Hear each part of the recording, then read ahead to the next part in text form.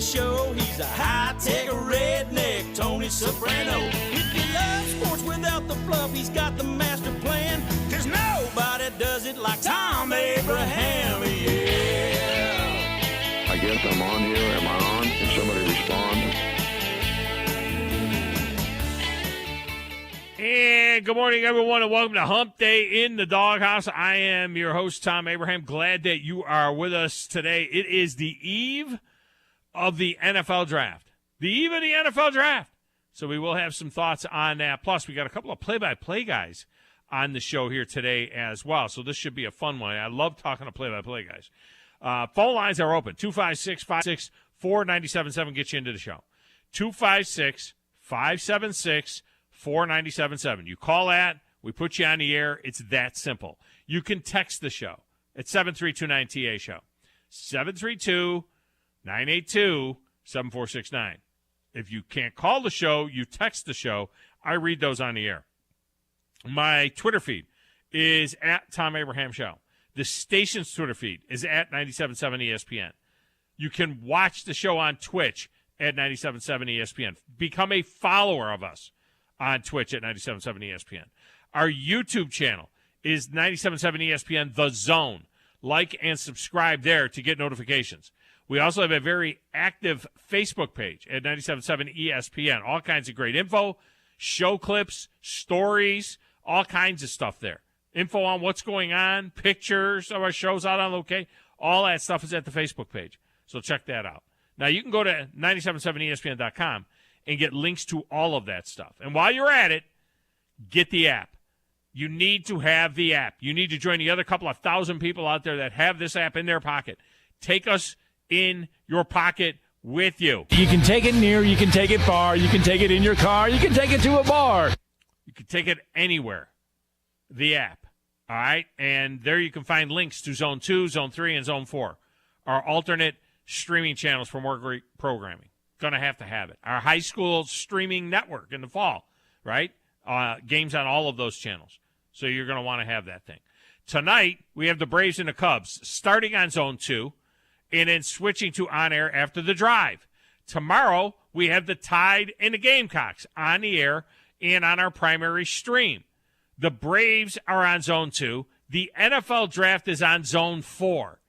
Did we talk about possibly, should we put the NFL Draft strictly on the air? Well, that would be fine, except for we have a contract that says we will carry all Alabama baseball games that are, conference games. So they have a conference game tomorrow night against South Carolina. So that'll be on the air, and you'll be able to follow the draft on Zone 4. Get this app so you can follow the draft on Zone 4, and you'll be able to listen to that. And then that'll switch to on-air after the baseball game. I think the baseball game's around 6, which means it'll be over around 9. It'll be about halfway through the first round of the draft. And you'll be able to, jump over and catch the rest of the draft on there. It's just what you need to do is stay on top of all of our social media pages for where you can find all of that programming. Now, tomorrow, Talking Ball and my show will originate from the Ledges for the opening round of the Huntsville Classic of the Korn Ferry Tour. So we'll be up there. We'll still be talking a lot about the draft that night. We'll be talking some golf. It's a big deal, the Huntsville Classic. The Korn Ferry Tour is the AAA of the PGA Tour. There are a lot of guys on the Korn Ferry Tour. The top 25 guys end up on the PGA Tour. So there's a lot of guys that played the Korn Ferry Tour just a couple of years ago. Scotty Scheffler, 2019, he was playing the Korn Ferry Tour. Now he's the number one player in the world. Okay, that's how good these guys are on the Korn Ferry Tour. And it is in town. Beautiful weather is expected. What a gorgeous day it is today. You got to be kidding me. I mean, Grizz is just sitting there looking out his window at how beautiful it is.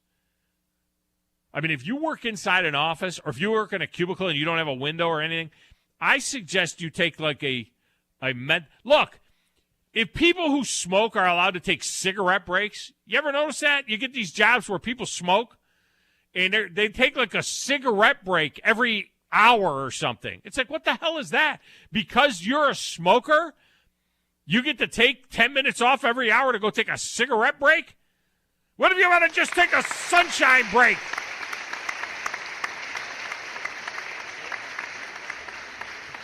Yeah, I don't know. Are we clapping for the cigarette break or the sunshine break? I'm not sure. What if you want to just take a sunshine break? You said a fresh air break. Yeah, there you go. Air break. The Trash Pandas won an exciting game against Birmingham in front of a good crowd last night at Toyota Field. And coming up in a few minutes, another Caray's Corner with Trash Pandas play-by-play man Josh Caray, right before a matinee game out at the ballpark. It's Education Day out there. For the second week in a row, the Trash Pandas had the pitcher of the week in the Southern League. And Trey Cabbage hammered his league-leading 6th homer of the season. And that's saying something, since the ball seems to be a bit dead this season. Now, that's assuming that the minors are using the same ball as the majors. I got to be honest, I don't know. There's a lot going on, a lot of talk about the ball in Major League Baseball. Games are down a run a game. Guys are hitting. Josh Donaldson hit a ball last night. He went immediately into his home run trot. And the ball hit about 5 feet down on the wall. He thought it was gone. Luckily, he picked up. Oh, God, that ball's not going out. He picked up the pace and got into second with a double. I have seen that almost every game. I see a ball hit where a guy thinks it's a home run, and it's not a home run. And guys are going to have to start putting the ball back in play a little bit. This ball right now is a little dead. They're playing with a sock out there right now. It's a little bit dead. Now, having said that, how about my boy Anthony Rizzo last night? Anthony Rizzo last night with the first 3-homer game of his career. I mean, John Sterling must have been losing it last night. He must have been in homer heaven last night as the Yankees hit 5 in a 12-8 win, in a beer league softball game win. I mean, that'll raise the average score. The average runs per game right now in Major League Baseball is 8. It was 9.1 last year. It's down to 8. Not last night. It was a 20-run game there. And didn't we just have a game? Didn't the Cubs win a game like 21-0? Or did they lose a game 21-0? They were involved they won the game, right? They won the game 21-0 over the weekend against the Pirates. They beat the Pirates by 3 touchdowns over the weekend. But Sterling last night, let's see, with Rizzo, it's Rizzo rakes. Nobody beats the Riz. Now that is you have to know New York City. There's nobody beats the, what was it? Nobody beats the Miz. Nobody beats the, what was it? It was on the outboard. It was on the outfield fence for years in Yankee Stadium. It was one of the businesses there. So his play on words, nobody beats the Riz. Joey Gallo had a home run. Joey Jacks won. Who is he? He's Pale Joey. Yeah. And, of course, Aaron Judge with his Judgian blast. Here comes the Judge. They were better 20 years ago. When he started this with Burn Baby Burn with Bernie Sanders, they were better then. El Capitan was better, when it was a Derek Jeter home run. They were better back then. At the top of the 11, speaking of play-by-play guys, at the top of the 11, the voice of the Memphis Grizzlies, Eric Hasseltine, will join us after Ja Morant dropped the dunk of the year on the T-Wolves last night at the end of the third quarter. I mean, you want to talk about a poster. Does anybody get posters anymore? Does anybody have posters? If there's such a thing as a poster and a guy getting posterized, Ja Morant with a Michael Jordan-like dunk last night. I mean, honest to God, I have not seen a dunk like this in a game since Michael Jordan. There it is. There it is. I said it. And they call me stupid. No, I'm telling you, I said it. I mean, he went in there, and he went all the way over the top of the guy. I mean, Ja Morant's 6'3". 6'3". He went over the top of a 6'8" guy and reached back with that ball all the way back. I mean, it happened so fast. It was stunning. They still were trailing by 11. after he slammed that one down. But in the fourth quarter, Morant had 18 of his 30 points, 16 points in the last 6 minutes of the game, including a little scoop running layup-y scoopy thing with 3 seconds to go in the game for the win. Now the Grizz take a 3-2 lead in that series. In the meantime, the Miami Heat, minus some of their top players, I know Jimmy Butler, they had guys out all over the place. And they still finished off Trae Young and the Hawks. As good as Trae Young was last year in the playoffs, taking the Atlanta Hawks to the conference final, that's how bad he was in this series. And I hope he learns something from this. He made 22 shots in the entire in the 5 games that it took for Miami to take them out. He had 22 shots that he made. He made 22 shots. He had 30 turnovers. 30 turnovers. He's the first player since Darrell Walker in 1984 to have more turnovers than made field goals in a single postseason. When you do something that hasn't been done in 38 years, and it's a bad thing, it's not a good thing. Not a good thing. Look, I get that Miami was the number 1 seed in the East, be a factor. Oh, that's out there as well. The Mark Emmert era will come to an end in 14 months. Why do we got to wait that long? Yeah.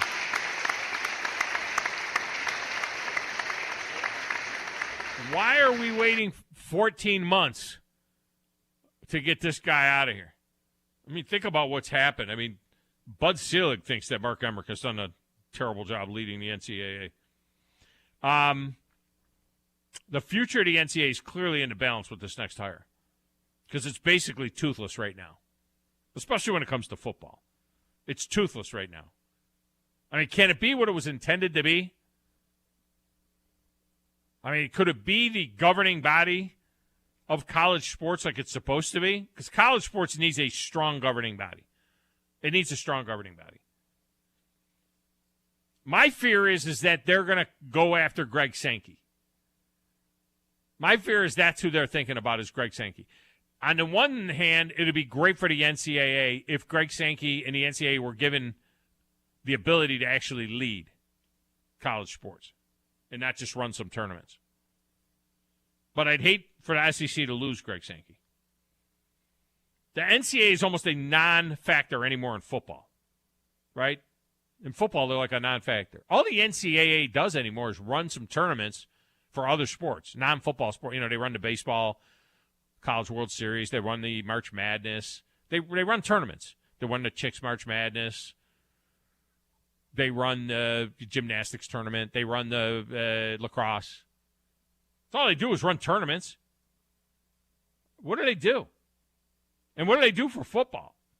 They really do nothing for football. Again, and I think that this is lost on a lot of people. I'm going to say something that's going to seem very, very obvious to many.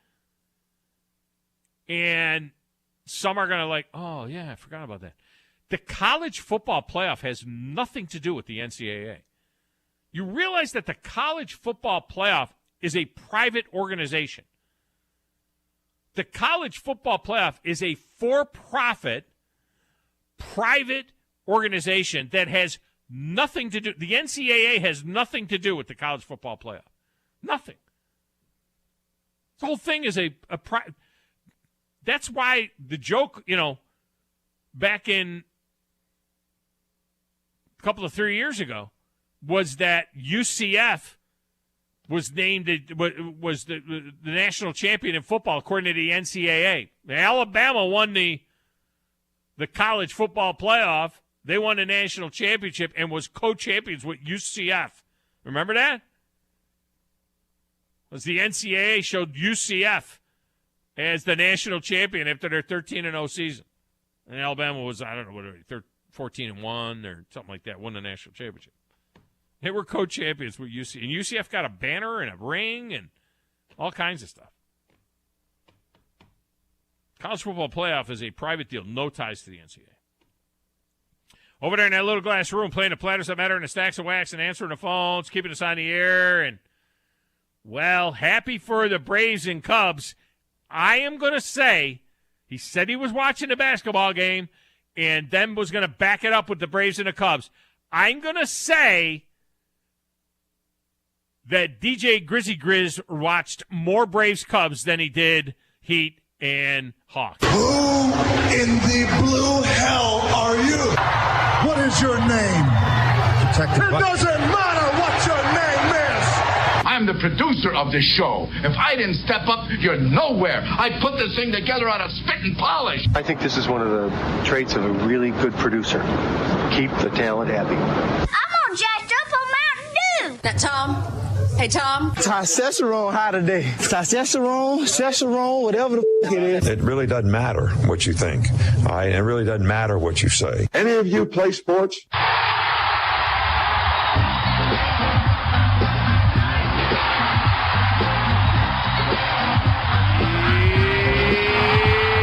Hey, Mad Max, what a great start last night, Grizz. Max Fried going strong, 7 strong, and after 2 lousy starts to start the season, his last 2 have been very, very good. Am I lying? You watched more Braves Cubs than you watched Hawks and Heat. Oh, yeah, I kind of did. I think I would say there was probably more time put into the Braves because I was just pulling out my hair watching, which, to be honest with you, the thing about that Hawks game is how balanced the Miami Heat are. Because they have literally 2 starters, 2 all-stars, one guy that's won a championship, and another guy in Jimmy Butler who will give you 35, or 40 a night in this series, clearly. A guy that is really going to step up, a veteran guy. But then you're going to sit here and watch the Hawks just absolutely take out Trae Young this entire series. Like you said, 30 turnovers over 22 made shots. The Hawks took him out.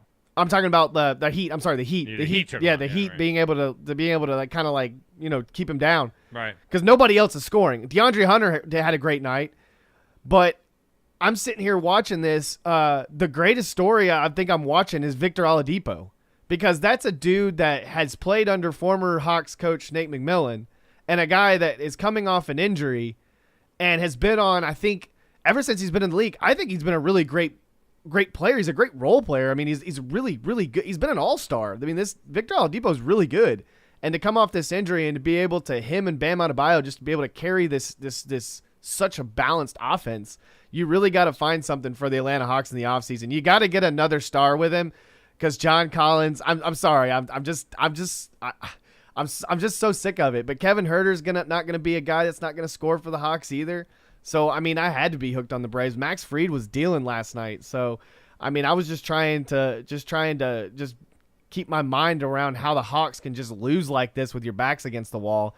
At least they didn't go out like the Nets, because that's probably the most embarrassing fashion when you're favored. Yeah, when you're favored to win it all, but they weren't favored to win it all at the end there. I mean, they were favored to win. As soon as they got Ben Simmons, I laughed at that trade. But for the Hawks, it shouldn't have been this way. No. They were too good for it to end up this way for the Hawks. Bogey didn't play, so that didn't help. Bogdanovich didn't play, so that didn't help. Jimmy freaking Butler didn't play.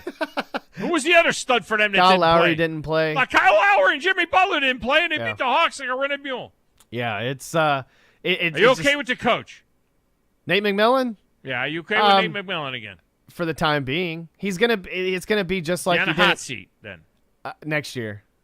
That's not, well, obviously not in the offseason. Yeah. Will he be on the hot seat next year? Yeah, if he doesn't, they don't get off to a good start, is he on the hot seat? Yeah, I think so. Because it's almost like the same situation that he had in Indianapolis, because it's just like he had such great talent in Indianapolis as well, and then somehow this team every single time in the playoffs he got outcoached by Eric Spoelstra. Eric Spoelstra is an amazing coach. Don't get me wrong. Really good coach. That's the thing about all these coaches that like everyone wants to harp on that LeBron has had, and he's basically literally later in his career he just got guys that would just follow whatever he said. But Eric Spoelstra has literally, like, ever since they've left, he's been he's an excellent coach. He's a guy that really cares about his players, and he can really get his guys to play. And it really does help when you get a guy like Jimmy Butler and Kyle Lowry to come over and just get Bam Adebayo out of the draft. And you just have guys like Tyler Hero, Duncan Robinson. You got PJ Tucker over on the Heat as well, who came over. He's a veteran guy who's won a championship with the Bucks. They're going to be really tough. I don't think they're going to win the East, but they're going to be a really tough out, and I think they're going to make it I think they're going to at least make it all the way to the Eastern Conference Finals. Because this, like I've said this before, though, this is a team that probably should have won it in the bubble. Sadly, the Lakers won it, but I really think that they're a team that I don't know if they're gonna go all the way, but they're gonna be a hard out, and I think they're gonna make the Eastern Conference Finals. Would he in any way, shape, or form be a candidate for the Laker job? Eric Spoelstra? Yeah. Would he leave Miami for the Laker gig? I don't know. I think he's got it made. He's like from that organization, and I know. It's. I think he would. I think he's a lifer. I don't know. I think maybe if you get. I mean, it's the Lakers. You give it. I mean, if you give enough money. My thing is, it's like. Is it going to be the Lakers with LeBron James, or is it going to be like Bronny James? Is it going to be, you know what I mean? Is it going to be, I think if he's going to take over that Lakers team, I don't even know if he's going to want to try to rebuild, because that's what's going to happen, because that's that Lakers team right now, is they're so old that you don't know what you're going to get. I mean, you've traded away so much talent to get, 3 players basically. Yeah. And the Lakers have kind of screwed themselves with how they kind of situated all that with LeBron James. All right, let's get a break. When we come back, Caray's Corner, we're talking country hardball with Josh Caray next, right here. Thom Abraham Show, 97.7 ESPN, The Zone.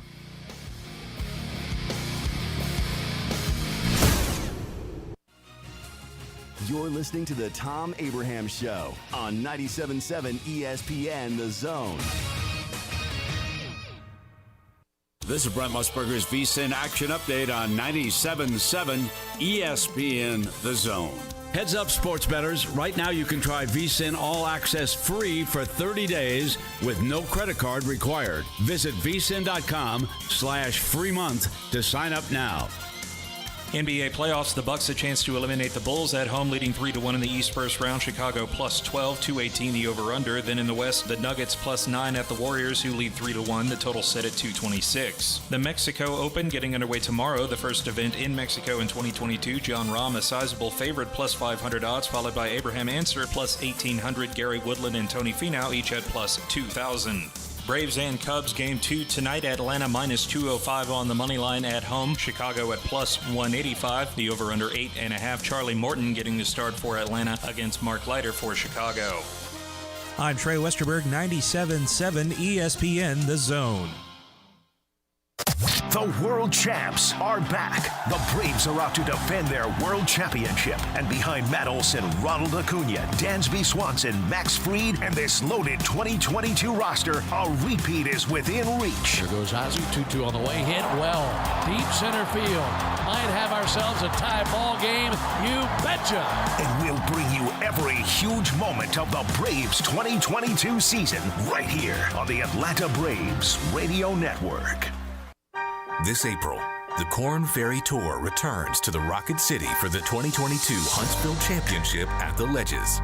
Experience the beauty and drama of the Ledges in person as golf's rising stars chase their PGA Tour dreams. From the first man on the green to the roar of the crowd when the final putt drops. Be a part of every moment on the mountain. April 28th to May 1st. Tickets to be a part of the action are on sale now at HuntsvilleChampionship.com. What's better than Valley Equipment Rental? 2 Valley Equipment Rentals, and that's just what we have now. The original on the South Memorial Parkway between Drake and Airport Road, and their second location on North Memorial Parkway just north of Winchester Road. Valley Equipment is locally owned and has more skid steers, excavators, and lifts than anyone in the area, plus all the small tools that you need to get the job done like a pro. And if you are a pro, you need to check out the new North location now because Valley Equipment has what you need. Learn more at valleyequipmentrents.com. TOC Sports has been there for you. Now, you're probably asking yourself, what does that mean? It means for more than 20 years, Alabama's largest orthopedic group has been there providing coverage and care to more schools and student athletes in the Tennessee Valley than any other group. It means whether you are the star football player, the all-region volleyball ace, or someone who hurt their knee in a weekend pickup basketball game, TOC Sports physicians are proud to have the opportunity to care for all your orthopedic needs. It means for parents, coaches, athletes, desk jockeys, or even weekend warriors, TOC Sports physicians continue to meet and exceed the orthopedic and sports medicine needs of our community. But most importantly, during these challenging times, we're here for you now, and will continue to be here. So as long as there are players on the field, games to be played, and contests to be won, the orthopedic specialists from TOC Sports will be ready to help. We don't know what the future holds, but you can count on the TOC Sports team to stay committed to you, so you can stay in the game. Call 256-539-2728 today and ask to see a TOC Sports physician. Check them out online, also Facebook, Twitter, and Instagram. Are you in the market for a recreational vehicle? Do you want to get out and see more of this beautiful country? Well, imagine hearing the laughter of your little ones enjoying gooey s'mores by a cozy campfire and making lasting memories with your friends and family from the comfort of a new camper. We can make your dreams come true at Hall's RV. With over 15 years in the camping business, we know how to get our customers into the perfect camper. We have several models and floor plans here for you to choose from, both new and used. We're family owned and operated with fantastic deals and great service. Everyone wants to work with people they can trust, so come on down to Hall's RV and get the deal of a lifetime. We'll treat you right and get you on the road in the camper of your dreams. Visit us on Highway 431 in Albertville. Hall's RVs, where we sell fun. Or see us on the web at www.hallsrvsales.com. This is Wes Neighbors talking to Chris Haygood of Bob Wallace Appliance. Chris, what sets you apart from other appliance dealerships? Wes, these appliances are going into the most used room in your house, your kitchen. The way we have these appliances displayed, it's easy for you to visualize how they'll look in your home. Wes, what sets us apart is the people. They're well trained. In fact, they live and breathe these appliances. And if you need service, you'll really appreciate our parts department. Contact Bob Wallace Appliance at 256-533-2121. From the Fox 54 Weather Center, I'm Chief Meteorologist Dorton Dressman. Plenty of sunshine this afternoon, though temperatures going to be below average. Highs only climbing into the upper 60s and lower 70s, dropping into the mid and upper 40s as we head into the overnight, early into your Thursday morning. Maybe grab a jacket if you have to be out the door early on Thursday morning. You won't need the jacket come the afternoon. Plenty of sunshine through your Thursday afternoon. Temperatures climbing into the mid and upper 70s, closer to where we should be this time of year, dropping into the mid and upper 50s as we head into the overnight. I'm Chief Meteorologist Dorton Dressman on your home for ESPN Radio, 97.7 ESPN The Zone. Hey, North Alabama, this is Chuck Oliver. We've got college football all over the place, and we wouldn't have it any other way. Where would this college be without football? Listen to me weekdays at noon on 97.7 ESPN The Zone. We're talking baseball. Klazuski, Campanella, talking baseball. The man and Bobby Fella, the Scooter, the Barber, and the Nuke.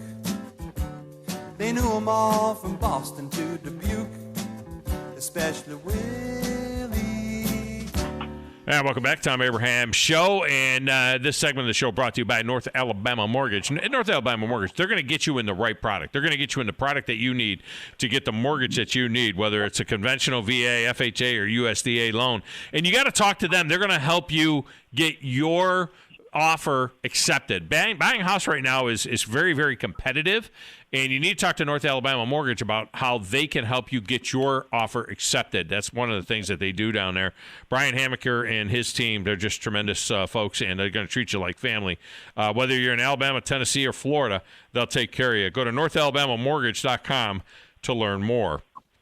All right, joining us now, the voice of the Rocket City Trash Pandas, the one and only Josh Caray. Josh, welcome back to the show. How are you? I'm good, Tom. I'm good. It's good to be back with you, and it's a lot of fun. We're getting ready for a morning game here, and I can't wait for it. Man, I've been squeezing for one of these for 2 years, and here you go. I mean, some people call them businessman special. It's an education special. We're just less than a half hour, about a half hour away, I guess, from first pitch. So I appreciate you joining us here. But this is kind of cool, and it was interesting. David Cohn made a comment the other day on the Yankees broadcast about day games. There's a lot of day games on travel days and things. But he says one of the cool things about a day game when you're home is you're like done at 3 or 4 o'clock in the afternoon, and you can kind of do something. You can go to normal dinner or go to a movie or whatever, and it's a unique feeling. So that's what you got. Mm-hmm. Unfortunately, you don't have enough of them, but you did have one on Sunday, and of course you got one today. Yeah, I had someone ask me about this yesterday, and think about it. You play at 11. Now, first off, ending last night and then coming here in the morning, this part is hard. Yeah. But when the game is over, say 2-ish, the guys will leave, and like you said, they can go home, they can get a nice meal, they can take a nap. If they want to go to a movie later or stream or whatever they do now and watch a couple playoff games, whatever it is they do, go to bed at a reasonable hour, be back at the ballpark 1, 2 o'clock tomorrow afternoon. Well, that's just like an off day. And you're always looking for things like this when you're trying to cram in so many games in a short time period. So believe it or not, these are great. And because it's minor league baseball, when you're able to get kids into the ball game and really introduce your brand of baseball to a new generation, that's always a good thing as well. So this is always a win-win. Again, you're not going to get as many of the general public out here because people do have to work, but you do get to introduce it to a new generation of fans, and it gets the players 24 hours off. So that's always a good thing. Well, and right now, to folks that are listening to my show, you know what? Go out to the ballpark for lunch. I mean, take in an hour, hour and a half at the end. Take a little bit of a long lunch, and you can see the meat of the game. Got great food out there, great restaurants out there, and I'm sure you can walk up and get a ticket and check that out. Plus, being that it's Education Day and there's going to be all high pitched yells and screams and kids and everything else. I wish I could be at the game for sure because my son, who was part of the promotional team, he loves entertaining, and he's going to be, I'm sure they're going to have him out there doing all kinds of goofy stuff and entertaining the kids and so on. So it'll be a very fun day at the ballpark. Yeah, and that's what it's about. It's going to be a little we're going to have a little twist on it. We're not going to do a lot of the typical things we do today. It's going to be more geared toward the kids, and it's going to be about teaching them the game. It's about teaching them the game of baseball, and we're also going to have some other things going on our concourse area. Mathnasium, for example, is the main sponsor of the game. We're going to have a lot of things centered around math and science and weather. One of the news stations, their weather people are going to be out here teaching the kids about meteorology, things like that. So it's not just about baseball, it's about education as well, and giving the kids an opportunity to be out here and really get out of the classroom and take a field trip and enjoy the day as they start to wind down the school year. Can we get Trey Cabbage to rake again? I mean, he's leading the Southern League, hit a monster bomb last night in the win. Very exciting win. Very good baseball game, nice crowd, and a back-and-forth kind of baseball game against the Birmingham Barons, which is a natural rival. And but Cabbage raking again in that game, that was pretty cool. Yeah, Trey is really hitting the ball well. He got off to a slow start last week, and I think he was pressing a little bit, just being in front of friends and family. And then he just went off, and he hit 2 home runs last week. Both were monster shots. And then, last night's was just memorable. I mean, if you remember Isabel from last year, I mean, he hit some memorable bombs. He hit one over the scoreboard last night, did Cabbage. And that one is one that's going to stick in your mind because that's not normal. Yeah. He told me, and I saw him on the way in today, he told me that the TrackMan said it was 420, and I said, no way. There's no way that thing was only 420. It had to go at least 450, 470, somewhere in that range. That was an absolute bomb, but he's really been hitting the ball well. He's one of those guys who's high risk, high reward, right? He's going to hit you a bunch of bombs. He's going to strike out a lot, but that's part of the game. But he can run. He plays pretty. He has a good arm in the outfield. Not a great defensive first baseman, but he's one of those guys who is going to be a good addition to any ball club he plays for. And it's kind of a make or break year for him, 25 years old. But I think he's got a spot somewhere in the Angels organization. I'm not saying it's major league level, but he definitely has the potential to be a professional ball player for a very long time after this year. He's got a great personality, plays the game hard, plays it the right way, and he's done a lot of great things so far for this organization, and we're thrilled to have him. Yeah, and 6 home runs is a lot so far in this season. The Major League is, I think, now 8 after Chris Rizzo went bang, bang, bang last night. But it's just a different kind of deal. I mean, scoring is down in the majors. I don't know if the minor leagues use the same exact ball that they use in the major leagues, which apparently now is a sock. I mean, last year it was a Pro V1. It was a golf ball last year and the last couple of years, and now they have players and pitchers and batters. Everybody is saying the same thing, that this ball is dead, and it's a lot harder to hit a home run now, which is we have seen a number of guys. In fact, last night, Josh Donaldson hit a ball last night, and he just went into his home run trot. The ball was just barely over, to the warning track, and he was in his home run trot. It did get over the head of the left fielder, so he turned it on, and he was able to get into second. He would have been really called out by his teammates, I think, if he would have been stuck on first base on a ball that was a double. But I have seen that a number of times watching games in the first 3 weeks of the season. Are you seeing that in the minor leagues where guys are hitting balls that they're thinking is out and are dying in the outfield? I haven't seen that. What I can tell you is the baseball that's being used, it's a lot of old Major League baseballs that have Mississippi mud on them. I mean, they've been rubbed up and they're set for play. And so that's what they're using. Okay. That's what they're using for the first half of the season. Once we get to June the 28th, which begins the second half of the season, we're supposed to get a new set of baseballs that are supposed to provide a tighter grip for the pitchers, which will be interesting. So we're going to have two different sets of baseballs used, one for the first half, one for the second half. And I'll be interested to see if it has a tighter grip. I got to think the seams are a little tighter, which makes me wonder if the ball is going to explode more off of someone's bat. Well, so I haven't noticed. It can be dangerous too. I mean, that's the flip side of that is it's fun to watch when they're 115 mile an hour home runs, but it's not fun for the pitcher or the third baseman when they're 115 mile an hour smashes. It's going to kill somebody.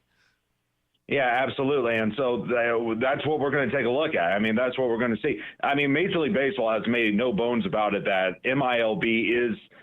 In addition to being a place for development, it's a place for experimentation. And so, we've seen it with the robot umpires and some of the rules changes and things like that. They're going to do it with the baseballs as well. And this is all a way to find out how we can make the game better. And there's some things that I like, some things that I don't like. The baseballs so far, they seem fine to me. I haven't noticed anything about scoring going up or down. We've had high scoring games, low scoring games. Balls have been leaving the yard. Balls have died on the warning track. So I haven't noticed anything different regarding that.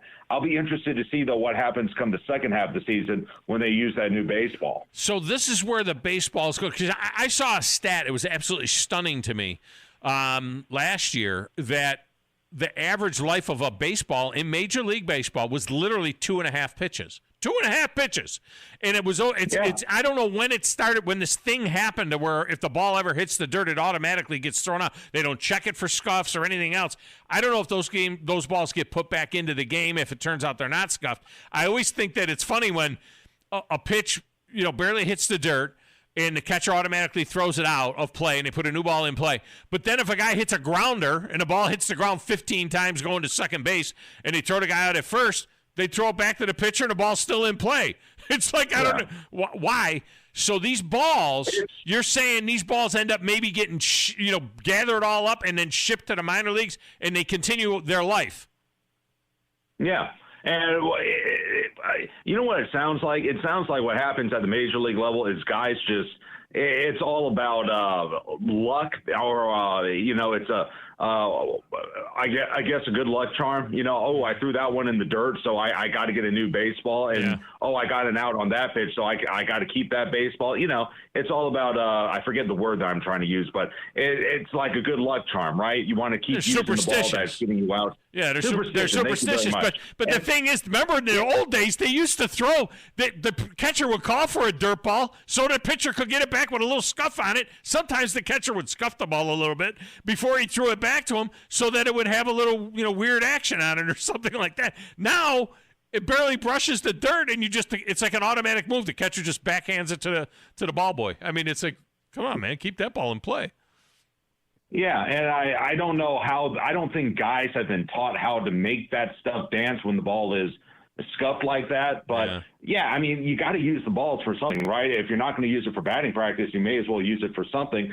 So why not send them down here and see if you can still use them for play? Are they still usable? Obviously they are, because our guys are using them and they don't seem to have an issue with them. Right. And at this level, guys aren't going to complain, right? I mean, they're just grateful to be playing professional baseball. So – hopefully something like this, Major League Baseball will be able to look at and say, guys, quit throwing the ball out of play. Hang on to the baseball and keep using it until it's fouled off into the stands. Let's quit spending money on all these baseballs that we have to keep buying because you guys don't like that it hit the dirt. Well, and that's why they had two sets of balls last year. It came out that, in December, remember it came out that baseball literally had two different balls that they used. They had to go to another manufacturer. They ran out of balls. In the middle of the summer last year, they had such a shortage of balls between the manufacturer not being able to stay caught up and the life of a ball being two pitches. They were going through hundreds of balls a game, so they ran out of balls. They got a new ball in from a different plant, and it was a different ball. It was literally a different ball, different seams, different stitches. I've never seen so much conversation about the ball in baseball than we've seen the last couple of years. Yeah, and it's all based on superstition. And I mean, how silly. And here's the deal. It took a pandemic and the slowdown in shipping and manufacturing and, something that every business is struggling with. It took all this for baseball to understand just how stupid all this stuff is. And, I'm in a lot of ways, and I keep saying this, Tom, you can get mad at Rob Manfred for a lot of things. There are some changes that he's trying to make and that baseball is making that makes a lot of sense. Yeah. I used to grow up looking at things like this that we're talking about right now, saying, why did they do that? And you don't really investigate because it didn't seem like that big of a deal. Now you realize this is really dumb and it's really cost inefficient. And like any business, you want to make money, believe it or not. That's the job. And so just things like this are supposed to help things run efficiently. And instead of having to get a new baseball back in, that slows down the game. Just keeping the same ball and keeping the game going, that helps to move the game along too. So it's all these little things that baseball's trying to do to make the game better, and it's a good thing.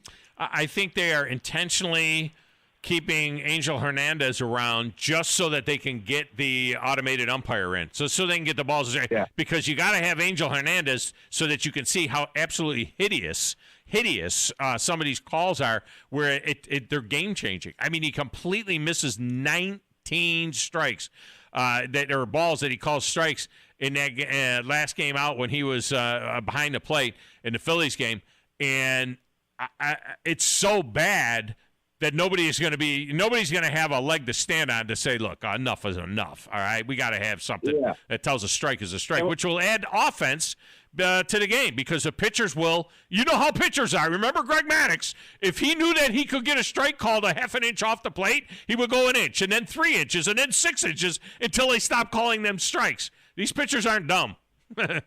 Yeah. You know what's funny about that whole thing? First off, he was the guy who sued Major League Baseball for discrimination. Yeah. Because he wasn't getting the World Series assignments, and he wasn't named crew chief. And the reason why they didn't do it is because he's not very good, and he doesn't handle pressure situations, and he hasn't shown leadership ability. And you can see why. And the funny thing about it is they can't get rid of him because of the union. And if the umpires were smart, Tom, this is what they would do. They would hold themselves to a higher standard and say, look, we may have a union, but we're going to hold you, Angel Hernandez, and any other umpire, we're going to hold you to a certain standard. And if you're not living up to it, we're going to get rid of you. I mean, we're going to work in conjunction with Major League Baseball and make sure that umpires are doing their due diligence and staying within the rules and calling a good game, or we're going to get rid of you. That would be a great way for the umpires in Major League Baseball to build a better rapport. Or here's a third option, and this would be a great way, by the way, to keep robot umpires at bay. Or here's option 3. Don't let certain umpires call balls and strikes. If Angel Hernandez is this bad at calling balls and strikes, don't let him do it. But is he missing plays in the field then? Of course, they can fix that with the replay, but you wonder if a guy is this bad behind the plate. Now you wonder, is he getting a call right on a ball down the line, fair or foul, or a play at a bag? You know what I mean? You worry about that. I doubt that he's just bad at one thing. You know what I mean? Well, I mean, he was involved in a playoff game several years ago. I think it was between the Red Sox and Yankees, where he missed about 3 or 4 calls over at first base. Now replay overturned everything, and so that was all right. But it slowed the game down. You got to stop everything and go check it out and all that. You know, if you're this bad, then you have to up the standards. And if you're not living up to the standard, you got to it's like any job. If you're not doing the job, you got to move on in life. I mean, that's just the way it goes. And if that's not going to happen, then move them out from the plate. Yeah. And if the best umpires should be calling balls and strikes, period, end of discussion. And if they're not good enough to call balls and strikes, keep them in the field. And if they can't do either one of those, get rid of them. All right, look, you got a game to call in like 10 minutes, all right? So I got to let you go. Go call the game. Have fun. Enjoy the squeals of the young children. Nothing like kids in a ballpark, though. I mean, it's a great deal. So enjoy all of that. What are the things they have at the soccer matches and the Dominican baseball Vuvuzela, whatever those things. God. They're not bringing those, are they? The kids aren't going to be blowing on the Zuzuvelas or whatever they are. Grizz has got some of those. He's a soccer fan. He's probably got one of those. Yeah. I'd almost prefer one of those, but anyway, look, we're thrilled to have the kids, and like I said, it's going to give us a night off, and it's going to hopefully by the time we get back to work on Thursday, we'll be nice and refreshed as well. Another win would be good too. The Trash Pandas continue to win, which is good stuff. All right, man, appreciate you. We'll talk next week. All right, pal. I appreciate it. Thanks. All right, thank you. Josh Caray, little Caray's Corner right before the ball game. All right, let's get a break in here. We'll come back, wrap up hour number 1 next. It's the Thom Abraham Show, 97.7 ESPN, The Zone.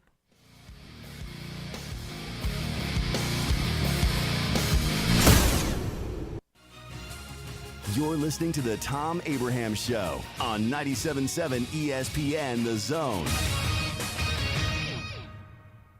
Tom Luganbill here for my friends at Woody Anderson Ford. Bobby White and his team take great pride in their service department, and you can see it the moment you walk into those beautiful new service lanes. And just like a championship team, they all work together to make sure your experience is second to none, whether you drive a Ford or not. Also, check out the gold certified pre-owned inventory at Woody Anderson Ford for great deals every day.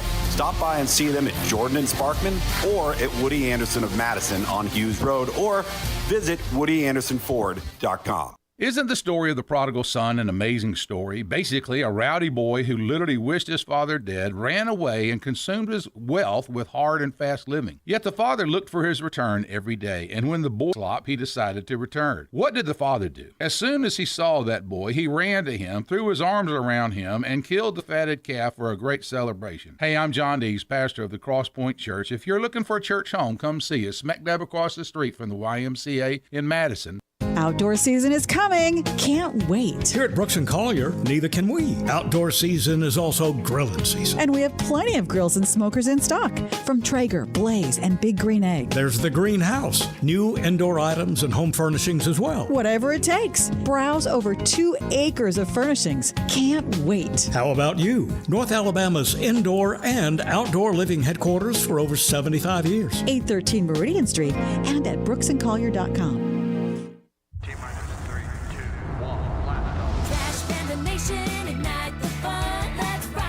The Trash Pandas are at home this week playing their in-state rival, the Birmingham Barons. Thursday night features the first bobblehead giveaway of the season. Friday and Saturday always include post-game fireworks, and on Sundays, kids get to run the bases. Get your tickets now at TrashPandasBaseball.com. Trash Pandas Baseball. Have a blast. Let's rock it. Since 1935, Roto-Rooter plumbers have been trusted and recommended as the premier provider of plumbing and drain cleaning services in Huntsville. Available 24 hours a day, 7 days a week, Roto-Rooter is here for you. Emergency service, water heaters, plumbing and drains, and water damage. If you need plumbing services, contact the one name to know, Roto-Rooter. Schedule now at rotorooter.com/HuntsvilleAL. Call Roto-Rooter, that's the name, and away go troubles down the drain. Roto-Rooter. From the Fox 54 Weather Center, I'm Chief Meteorologist Dorton Dressman. Plenty of sunshine this afternoon, though temperatures going to be below average. Highs only climbing into the upper 60s and lower 70s, dropping into the mid and upper 40s as we head into the overnight, early into your Thursday morning. Maybe grab a jacket if you have to be out the door early on Thursday morning. You won't need the jacket come the afternoon. Plenty of sunshine through your Thursday afternoon. Temperatures climbing into the mid and upper 70s, closer to where we should be this time of year, dropping into the mid and upper 50s as we head into the overnight. I'm Chief Meteorologist Dorton Dressman on your home for ESPN Radio, 97.7 ESPN The Zone. Greeny with Mike Greenberg. This is Mike Greenberg. Be sure and download the app today. Just search for 97.7 ESPN and listen to my show every weekday right here on 97.7 ESPN The Zone.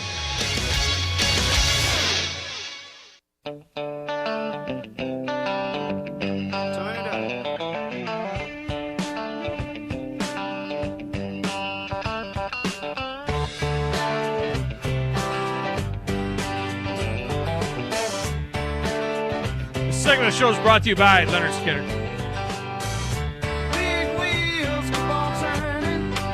Ricky Medlock. Vuvuzela. You got one of those, don't you, Grizz? What is it? What's it called? The Vuvuzela? Yes. Did I get it right? Yeah. The Vuvuzela. No, it's Vuvuzela. Is it Vuvuzela or Vuvuzela. Vuvuzela? Vuvuzela. How many? I'll be honest now. How many do you got? Come on. I've got one or two. You got one or two? Yeah, I got one or two. I'm a big Vuvuzela guy. What is a more heinous sound, the Vuvuzela or cowbell? Oh, man. I think the Vuvuzela. I embrace the cowbell. The worst sound in sport. I kind of embrace the cowbell a little bit. Best friend. Really? Yeah, best friend's a big State fan. I've been down there a few times for some games. Really? Yeah, I so actually you've been in the midst of the cowbell. You know, that's the one place in the league I haven't been. I love being down in Starkville, man. I don't know what it is. Stark Vegas? Stark Vegas, man. You know why I haven't been there? It feels like a mini Tuscaloosa. Man, it just feels like Tuscaloosa a little bit. I mean, it feels like the same people. You know what I mean? Even though it's a state away. 15 years ago when I was hosting the Game Day Tailgate Show on campus and traveling around wherever the Tide went, and we had like 13 or 14 affiliates on that show. There was no place. The Tide were playing a game at 11 o'clock in Starkville. Yeah. And there was no place to do the show from. I mean, it was literally, and it wasn't like now where you could do it with, the internet and having all you needed was a power. You needed actual line and things like that, phone line. And there was no place to do the show in Stark Vegas. That stinks. That was bad. You find you awards. I mean, it was bad there. Find you awards and just sit in the dining room. Oh God! I mean, it was just because you had to have a phone line. Yeah. You know what I mean? You needed a phone line. Now you could do it from anywhere. I could do the show from the moon. I could do the show from my boat. Did you see how the Tigers lost the game last night to the Twins? Have you seen a highlight of that? No. You need to go to MLB.com. The craziest finish of the season so far, to the early season. So there's a guy on first and second, bottom of the ninth, at Minnesota. The Twins hit a little soft humpback liner to right field. The right fielder completely misplays it. Should be an out, right? The right fielder, the runners go halfway. They don't know what to do. The guy completely misplays it. It goes over his head. It goes off his mitt and over his head. He runs it down, throws it in. They fire it home to keep the guy who was on second from going home. Yeah, I'm watching it. Yeah, and then the catcher has it, and he's running the guy back to third, and he airmails the third baseman, and it goes into the outfield.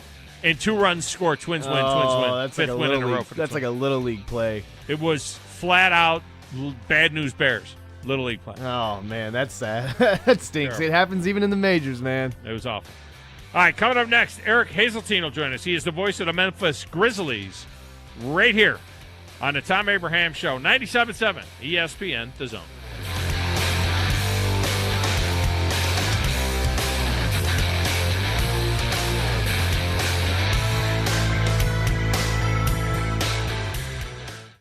I'm attorney Gary Lackey. You know, you'll hear people say we're like a family, but here at the Lackey Law Firm, that's really true, not just a saying. I'm Justin Lackey. With my father and my sister, we have a special connection to each other. I'm Jennifer Lackey. At the Lackey Law Firm, when we take on your case, you become part of our family. You really do. And we'll always do whatever it takes to get everything you deserve.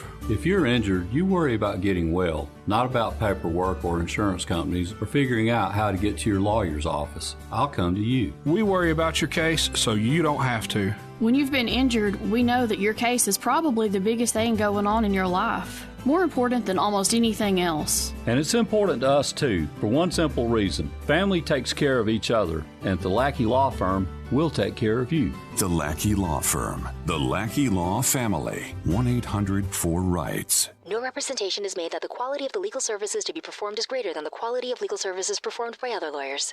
Ann Adams with Berkshire Hathaway Rise Real Estate is the one name to know if you're buying or selling real estate. With years of local experience, Ann Adams offers buyers in-depth knowledge of the local housing market and will narrow available properties down to those you'll be interested in so you can save time when shopping for your new home. If you're ready to sell, Ann offers a seamless process using accurate pricing and expert negotiation skills to make sure you get a fair price for your home. Call Ann Adams today at 256-337-2625 or log on bhhsriserealestate.com. When I chose a garage door company, I did my homework. I needed Precision Overhead Garage Door Service. They have a 5-star Google rating. I checked their reviews and liked what their customers had to say. Precision Overhead Garage Door has lifetime warranty packages. Same-day service if I call before 2 p.m. If they can't make it the same day, my service call fee the next day is waived. They did a 25-point safety inspection on the door and operator. Now that's peace of mind. Residential, commercial, and gate services. Precision Overhead Garage Door Service. Call 256-400-4500.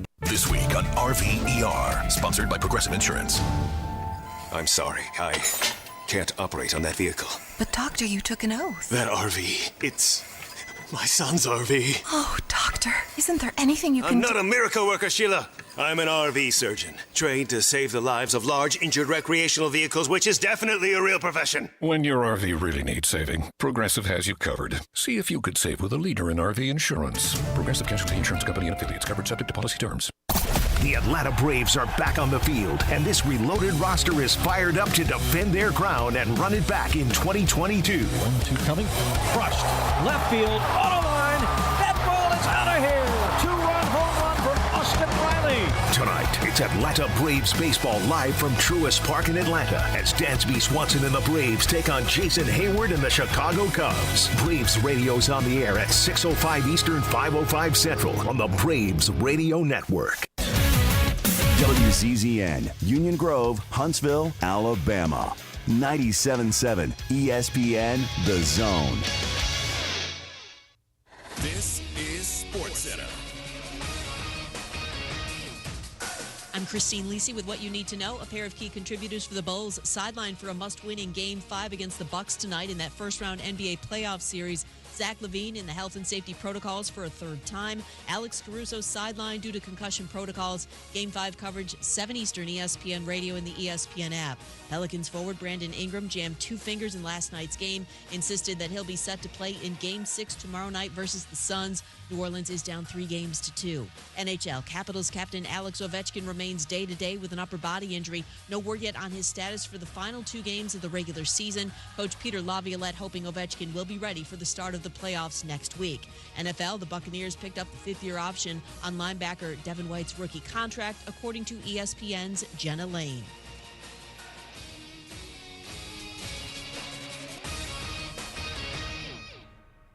You know, this process is all about talking ball. Listen to Talkin' Ball with Scott Tyson and Drew DeArmond. What did they want privacy for? To just start talking ball. Every weekday morning, wake up with Scott and Drew. It's Talkin' Ball. 97.7 ESPN, The Zone.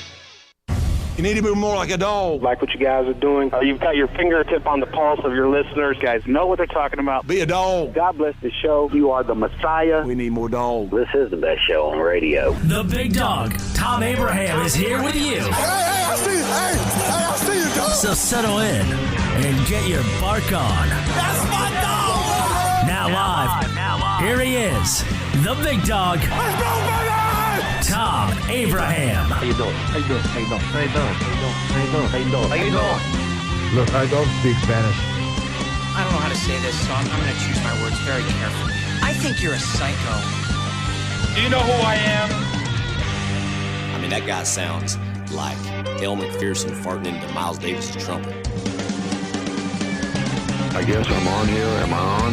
If somebody responds, get off my lawn. I have to drag my Yankee ass out of here.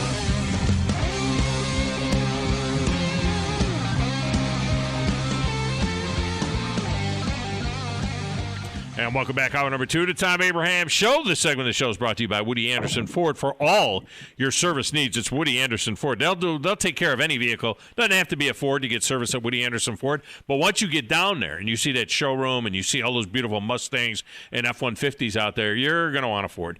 But in any event, check out the service department at Woody Anderson Ford and Woody Anderson of Madison as well. All right, as we said in the first hour of the show, what a game last night in Memphis. Ja Morant just absolutely going off.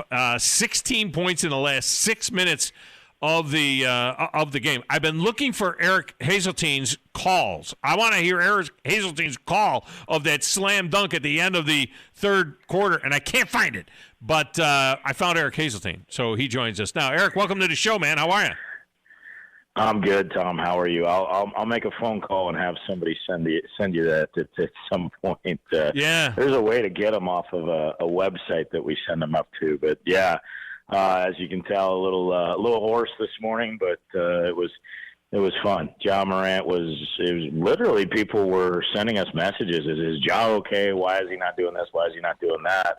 And kind of, to be honest, the whole team looked a little sluggish after a quick start up 13-2, and then that dunk kind of changed the complexion of the game.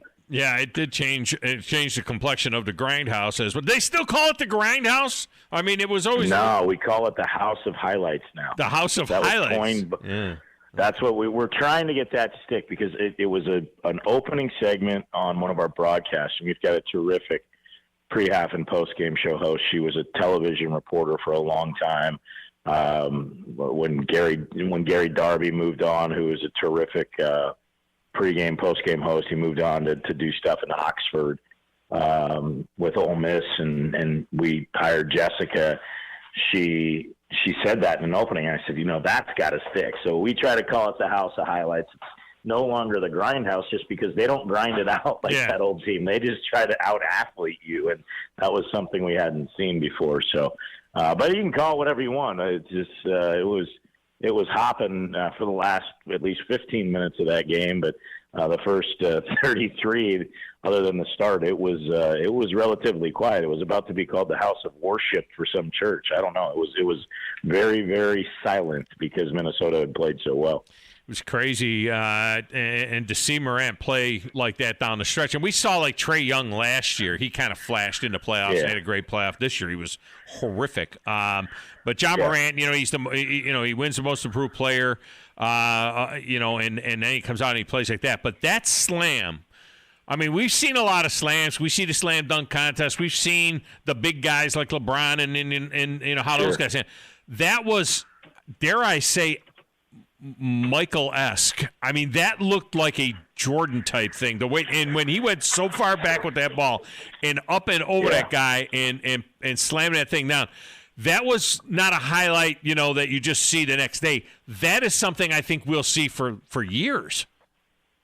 Yeah, the crazy thing is, some people will say it's the dunk of the year. The one where he actually did the same thing on Jakob Poeltl, who's 7 feet tall, not 6'4" like Malik Beasley, which is not a small man either, was pretty remarkable on his game where he was the first Grizzly to score 50 points. He had 2 amazing highlights in that game. And so, yeah, we've seen it. When he went down, he got downhill, and I saw Beasley step outside the restricted zone, and thankfully the referees didn't call a charge, because honestly, if they did that, they weren't getting out of that building alive. I mean, that was not going to happen. But he did that, and it happened, so quick. I was watching, and it's weird sometimes. NBA players just sometimes have a mental lapse, like every other professional athlete in every sport, and people think, oh, these guys are robotic. No, they're humans, and they do dumb things, just out of habit, where they leave a guy and leave a lane wide open, and the guy goes and dunks. I mean, go look at the game against the Clippers for the Minnesota Timberwolves. They just left Anthony Edwards with nobody in front of him between him and the basket, and the closest guy was a peanut vendor in the third row behind the basket. So he just goes and dunks one viciously in the play-in game, which really charged up Minnesota. And that same kind of thing happened. Both guys didn't communicate on what they were going to do on the pick, and so both went with the guy who set the screen, and Ja's got this free run to the bucket, and here comes Beasley trying to make the right play, and I'm like, oh no, that's going to be something you relive for the rest of your life, because that highlight's going to live like that. And didn't really have as much time to ramp it up. The Poeltl one, I saw him spin away and go at him, and I'm like, he's going to try to dunk on this guy, because his rookie year we saw him literally jump over Kevin Love, didn't get the dunk, not because he came up short. He actually got too high and hit the back rim, and you're like, what just happened? Yeah. I've joked with his father multiple times, because he comes to a lot of road games, and we've gotten to know each other a little bit. I said, yo, dude, you're gonna have a problem on your hands with me one day. He looked at me, he's like, why? And I said, because I'm gonna have to live on your couch. And he said, what? I said, he's going to get me fired. I'm going to literally yell, what the blank did he just do? That's blank and unbelievable. And he starts laughing. He goes, oh, I got you. I said, yeah, you got me for about a week until you see my laundry laying on your floor. And I'm waking up in the middle of the night, like drinking your wine. And he said, yeah, that's not going to happen. I said, I know. I got to learn to control myself. Eric Hasseltine, voice of the Memphis Grizzlies, with us here, and then you got the scoop, at the end of the game to win the game. Yeah. Now it's 109-109, so you've got the backdrop of overtime looming there, so you kind of have that little bit in your back pocket. But, he takes it to the rack on that. There was no doubt that they were trying to get the ball into him. And that shot was almost a more difficult shot, really, than the dunk. When you think about what he does in midair and the body control that he had in midair. We used to see that stuff at Murray State, but for him to do that was an amazing finish to that game. And you gotta hope, for the sake of the Grizzlies, that carries over to Friday. It's almost like too many days away. You wish they were playing tomorrow night, but it carries over to Friday in Minnesota, and that they can finish off these T-Wolves. Yeah, that would be ideal.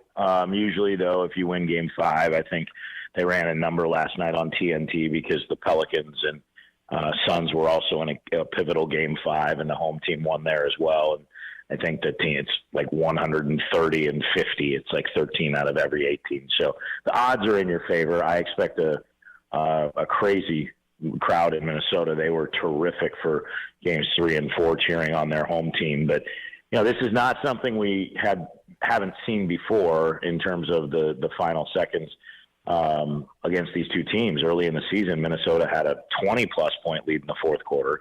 The Grizzlies erased that. Karl Anthony Towns actually tied the game, and I remember that night thinking, usually the team that blew a lead, ties the game in overtime, comes out and just blasts off. Right. And, this is where I started to realize the Grizzlies might have something going, because it was way back in the early part of the year, and the questions were, how mature are they? How we knew they were good. I knew they were good. I thought the media was underselling them. But the way they came back and won that overtime game, I was like, okay. Now, with last night, I'll tell you this.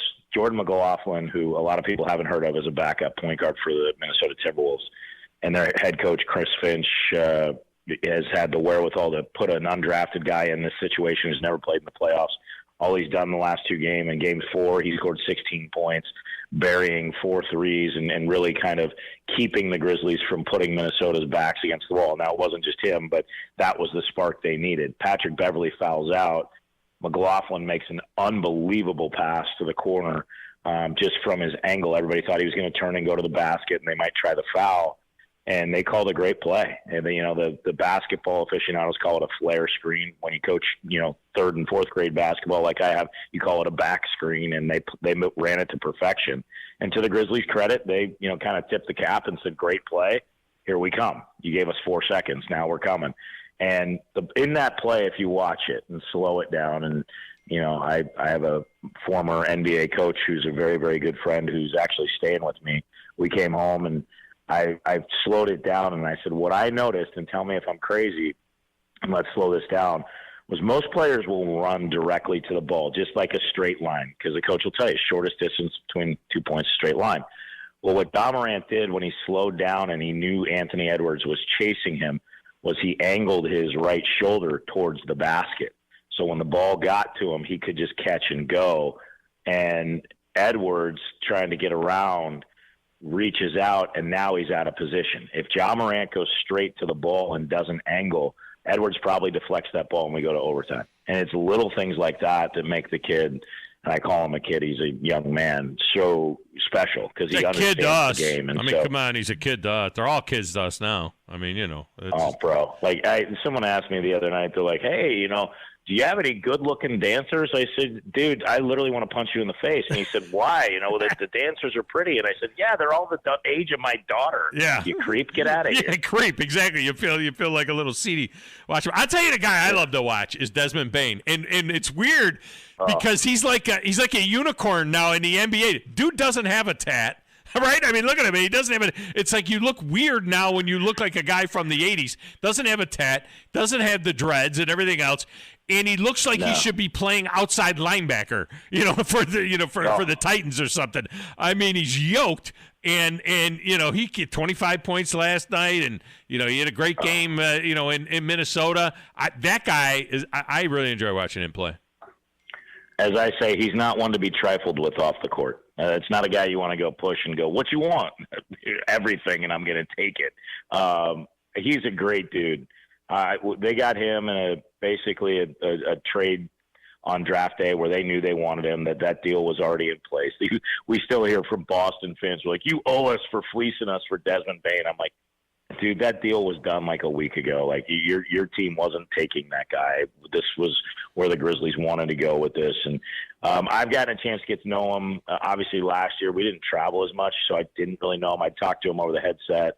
But just this year, this is the type of young man he is. The minute we were able to travel, I went on a plane. I introduced myself. I said, hey, we've talked. And saw Rick. We brushed by each other. He goes, yeah, man, great to meet you. Really, really great. I said, hey, really enjoy watching you play.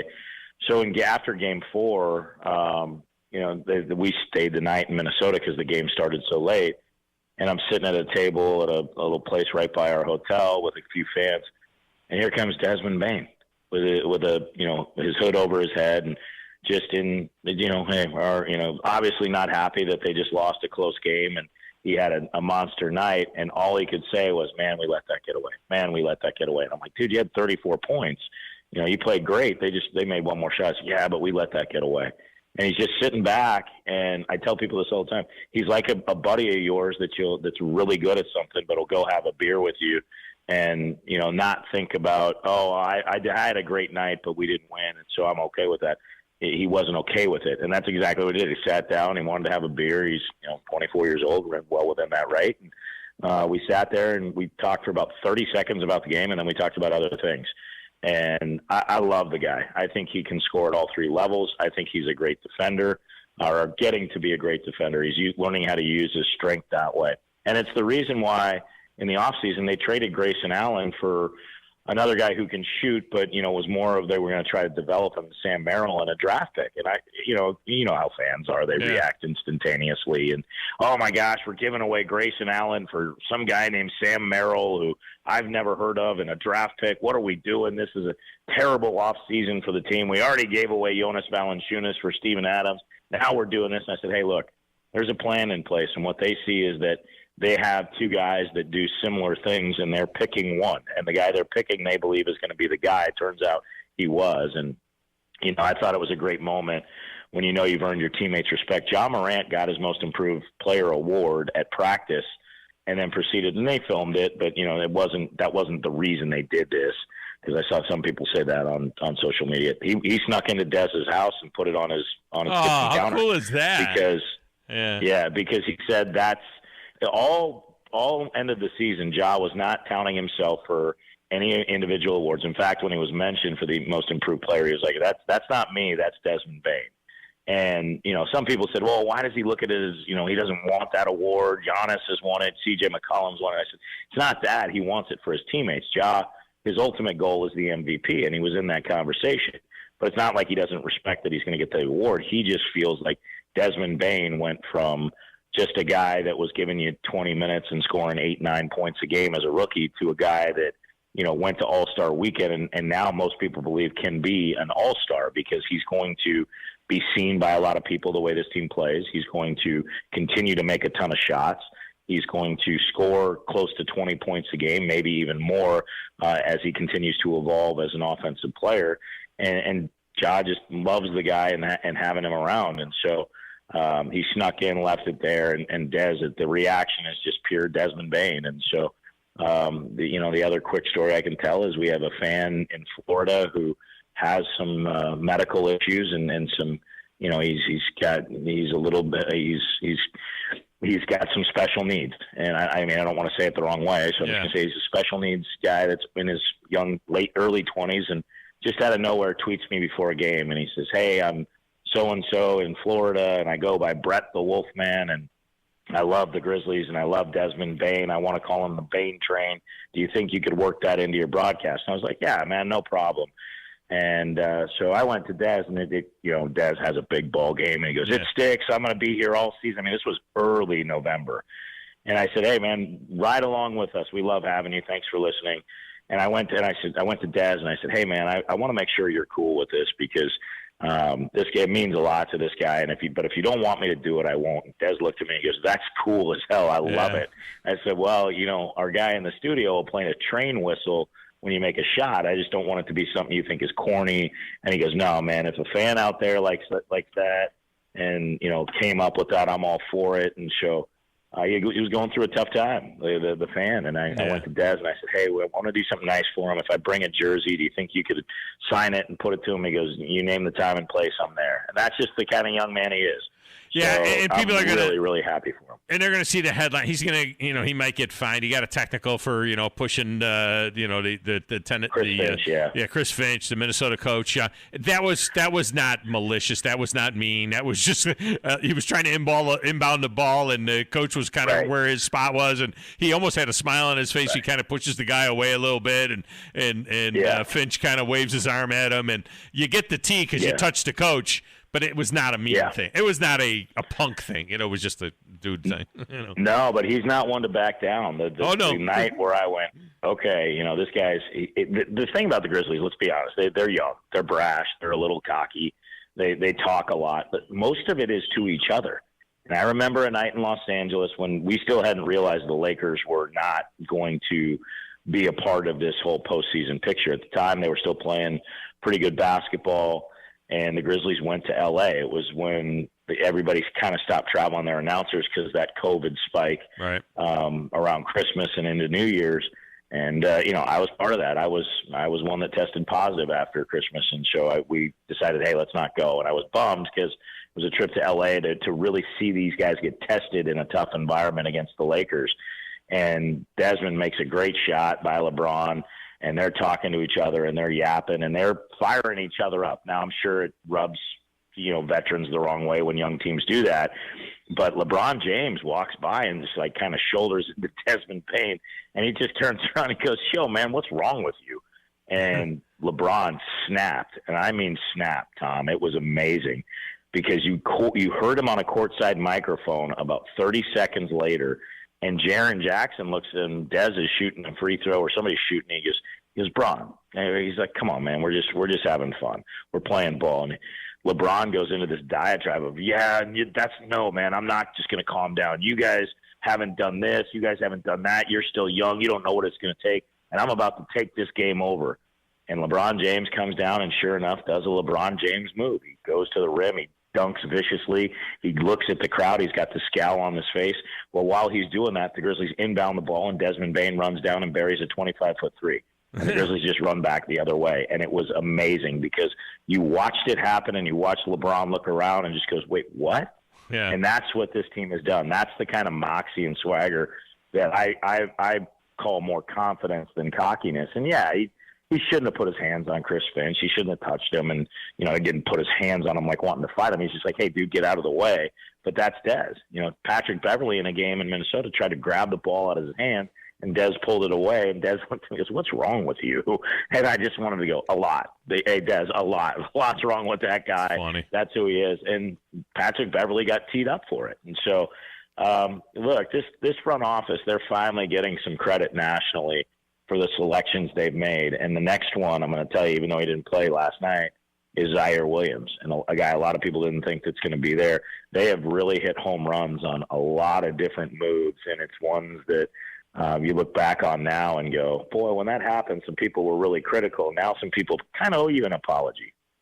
Well, I tell you, I've been pulling for him. I've been looking for a team to pull for because my Knicks suck and they never make the playoffs anymore. And I can't, and I won't watch. They made it last year. I know, but Trey Young.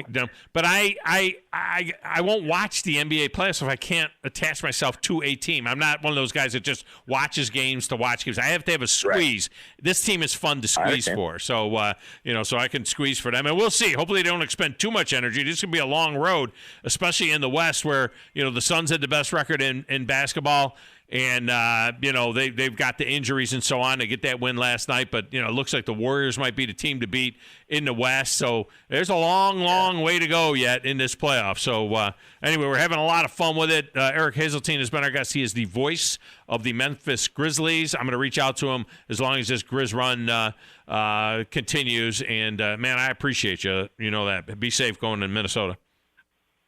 Thanks, brother. Always great catching up with you. All right, man. Thank you. With Eric Hasseltine, good friend, and it does a tremendous job there with the Grizzlies.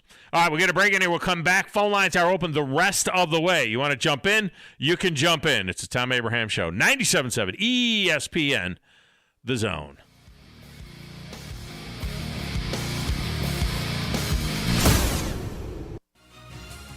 You're listening to the Thom Abraham Show on 97.7 ESPN The Zone. This is Brent Musburger's VSiN Action Update on 97.7 ESPN The Zone.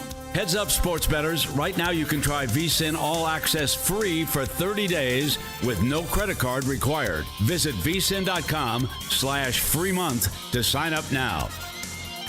Braves and Cubs game 2 tonight. Atlanta minus 205 on the money line at home. Chicago at plus 185. The over-under 8.5. Charlie Morton getting the start for Atlanta against Mark Leiter for Chicago. NBA playoffs. The Bucks a chance to eliminate the Bulls at home, leading 3-1 in the East first round. Chicago plus 12, 218 the over-under. Then in the West, the Nuggets plus 9 at the Warriors, who lead 3-1. The total set at 226. The Mexico Open getting underway tomorrow. The first event in Mexico in 2022. John Rahm a sizable favorite, plus 500 odds, followed by Abraham Ancer plus 1,800. Gary Woodland and Tony Finau each at plus 2,000.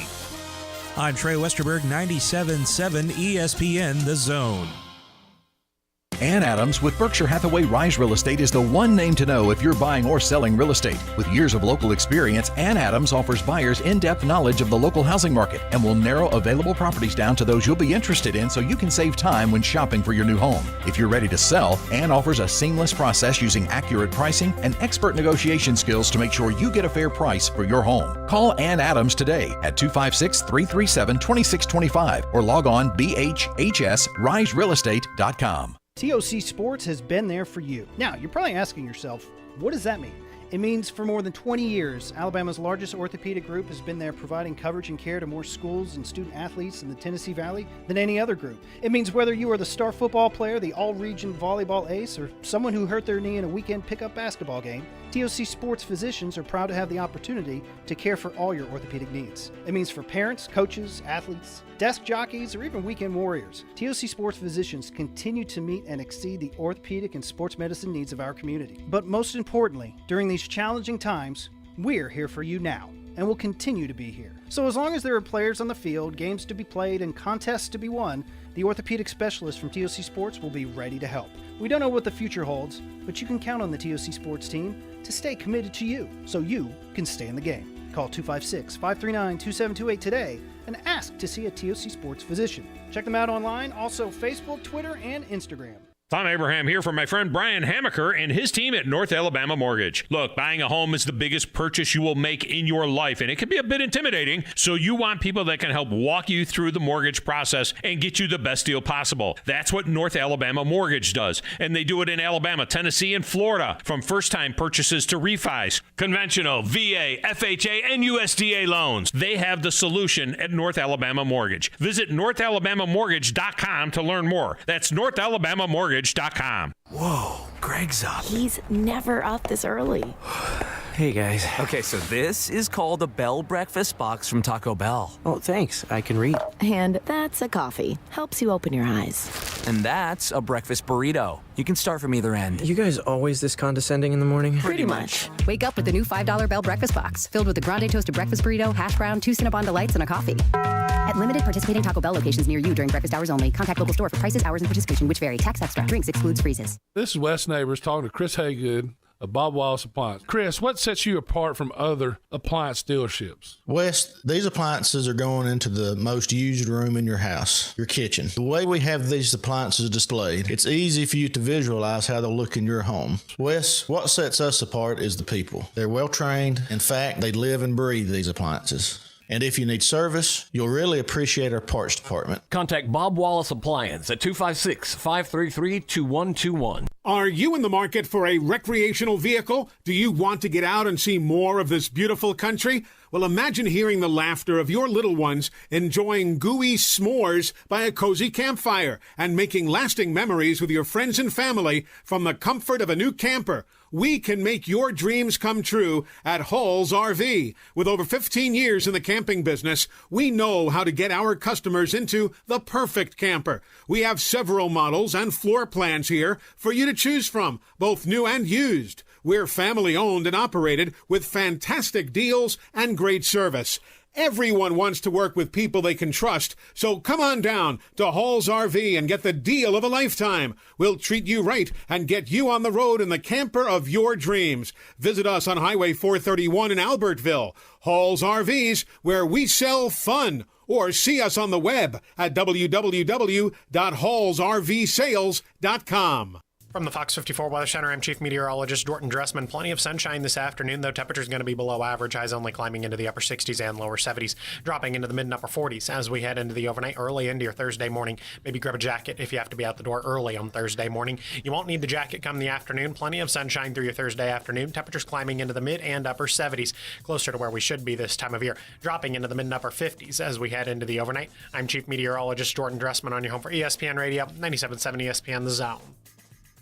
This is the time of year where we all expect inconsistent calls from umps. You guys stink. That's okay. We're used to it here. Ha! We'll just sit back and call it like it is. Your home of the World Series. 97.7 ESPN, The Zone. This is Steve Moulton from The Drive. Be sure and join us today from 5 to 7 with Wes Neighbors and me. Now back to the Thom Abraham Show on 97.7 ESPN The Zone. Boys will be out at the Furniture Factory tonight. Second night in a row. It's like a doubleheader. They'll be out there, and Braves game will start against the Cubs on Zone 2. And then as soon as the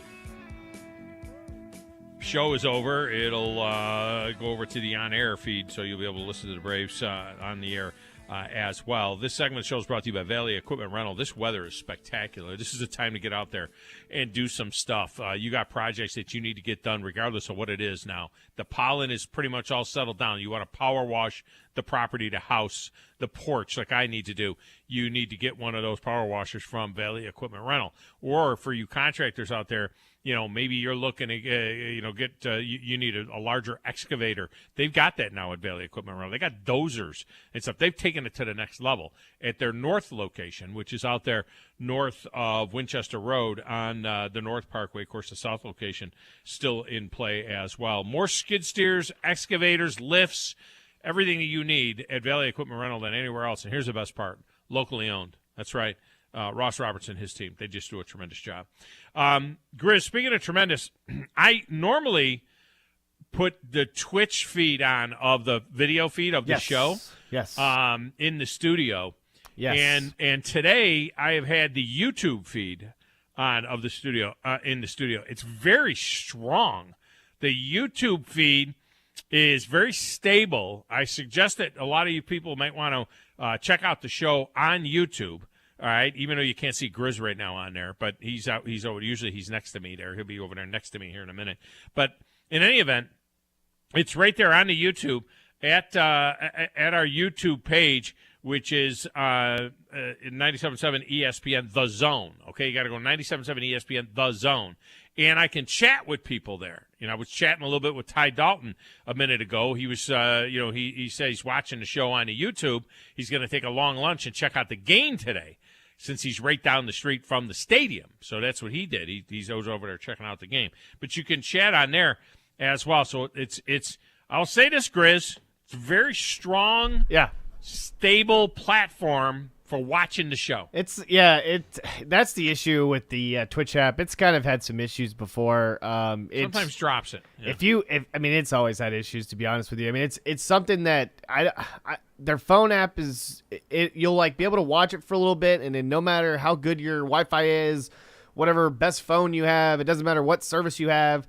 Somehow, for 10 minutes, it'll just go out. It's something that it just does, and then you refresh, it's ready to go. But sometimes, if you're watching it, it can be delayed, and then how we're already delayed as it is, it can be really behind, and so that can be a problem. A lot of times too, with it streaming over, sometimes depending on the internet or whatever, it could be a 10-second delay. So there could be a whole 20 seconds right there if you add our 7 seconds.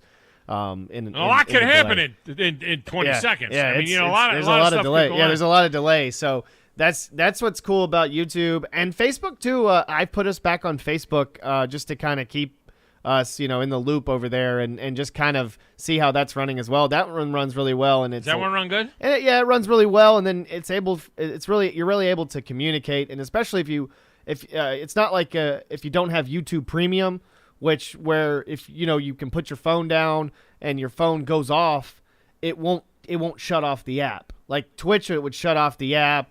Well, regular Facebook YouTube doesn't do that, does it? No. Well, if you don't have Premium, I think you have to have YouTube Premium for it to stay throughout.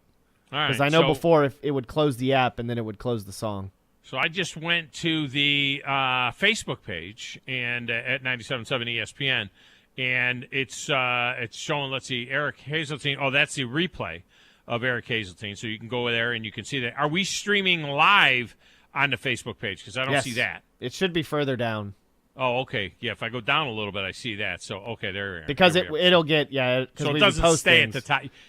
Can you pin stuff on Facebook? Can you, pin the feed to the top? I'm pretty sure you can. I just probably just didn't get around to it. I know I pin everything on Twitch. Or Twitter. We don't really do... I didn't really have it on Twitter. So what I should do is I should change this so I can change how I'm interacting to Thom Abraham. Hold on. And then I can go to the Twitchage pin to top page to the feed and share it. And now I've shared it to my Facebook page. I'm learning about all of this kind of stuff. It's the way of the world now. You got to know. Right? But yeah, I think I just made it easier for a lot of people because I've heard some people kind of say that's how they were listening before on Facebook. It's a lot easier for them to put their phone down, walk away, if they don't have that option on YouTube Premium, to be able to put it away when your phone collapses, when the screen collapses and you can't hear anything and it shuts off the app or it shuts off what it's playing. So make it a lot easier. I can say if I say anyone watching here on Facebook, question mark. So now I just was able to communicate. So we'll see. whether or not that is going to work. All right, we'll find out. I guess we'll find out at some particular point in time. All right, listen. Badger Larry hit the text window. He said, "Thanks for sending us Grayson Allen." That's what he said. He's a Milwaukee Bucks fan. Thanks for sending us Grayson Allen. Which brings me to this, Grizz. Yes. There is a poll out that 10,000 total reactions. It was regarding 10,000. It had to be players that had 10,000 total reactions across all social media to determine who the most hated players in the NBA were. The top 10 most hated players in the NBA. That is not like a Tuesday top 10. I'm not saying 10, 9, 8, 7, 6, 5, 4, 3, 2, 1. It's the Tuesday top 10. Now, you're the biggest NBA fan in the building, okay? I guess so. In the building, yes. In the building. You're the biggest NBA fan in probably all of sure. North Alabama. I'm going to say the biggest NBA fan in all of North Alabama. All right, you give me a name. That. Well, I'll tell you what we'll do. We'll do this like what's that game that where they have the two Family Feud? Yeah. We'll do this Family Feud style, okay? You give me. I have in front of me the top 10 Hey, don't look this up now. I'm not looking anything. Don't be up. cheating. All right, the top 10 most hated players in the NBA. You name one. And I'll tell you if they're on the list. You get 3 strikes. If you get 3 strikes, you're out. Hated. These are the most hated players in the NBA. Well, LeBron James. LeBron James. Okay. You could call, just call in right now. I'm sure there's plenty of LeBron haters out there. LeBron James is number 7 on the list. Oh, wait a minute. This is the top 9 most. Okay. Not 10. I thought there were 10 guys in here. This is the top 9 most hated guys in the NBA. So you said LeBron James. Yes. All right, you got that one right. All right, so Okay. you got one. You still got your 3 strikes. Give me another guy. Man. Meta World Peace. Is he playing currently? No. Oh, is it currently? This is now. Oh, This is not now. Meta World Oh, Peace. This oh, is not. Kyrie. This is not.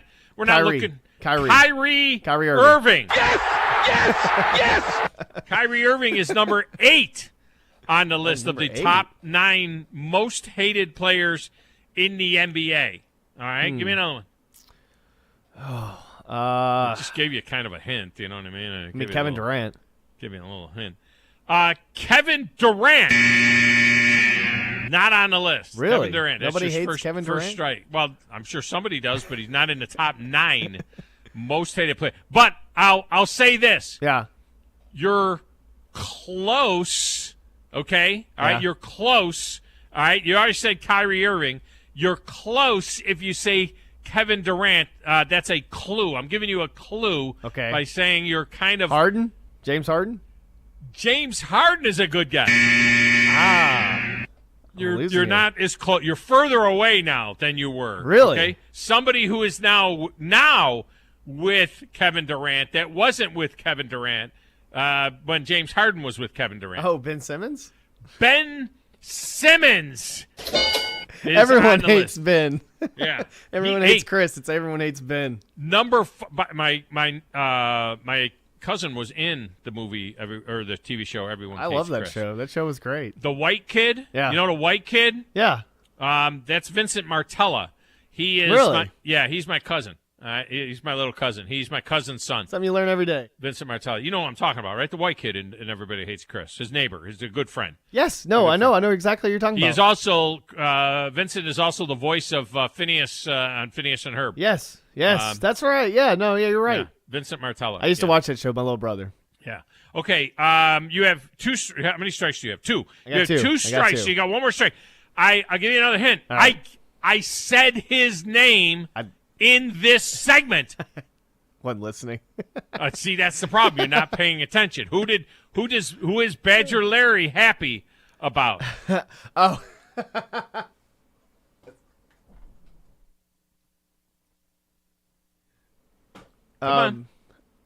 Grayson Allen. We had just said it. Yes, Grayson Allen. No, I know he deserves it. He may be the smartest person that I've ever met. He deserves it. He deserves it, though. I mean, that kid is a piece of trash. He's the number One That kid most is a piece hated of player. trash. Grayson Allen is the most hated player in the whole That NBA. guy has tripped and done everything. I like it. I like it that he tries to say that he was trying to make a play a lot of times. Yeah. But there's sometimes when you sit there and watch He's it, not and it's tripping just like, guys dude, anymore, it's like is he? He's still tripping guys? He's done it a couple times in the NBA. In the He's been NBA. called out for it.